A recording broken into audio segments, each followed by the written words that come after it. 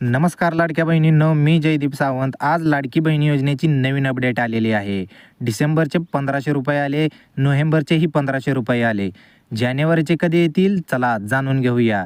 या योजनेत 21 ते 60 वयोगटातील महिलांना 1500 रुपये मिळतात. डिसेंबरचा हप्ता डिसेंबर अखेरीस जमा झाला. पण BMC निवडणुकीमुळे आचारसंहितेत जानेवारीचा हप्ता थांबला गेलेला आहे.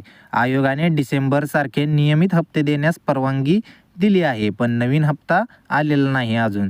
CM फडणवीस म्हणाले, काहींच्या पोटात दुखतंय, लवकरच पैसे येतील. सोशल मीडियावर 3000 रुपये संक्रांतीला येतील अशी अफवा होती. पण फॅक्ट असे आहेत की नोव्हेंबरचा हप्ता तुम्हाला देखील मिळाला आहे, डिसेंबरचा देखील मिळाला आहे फक्त, आणि जानेवारीचा तो पण येणार आहे.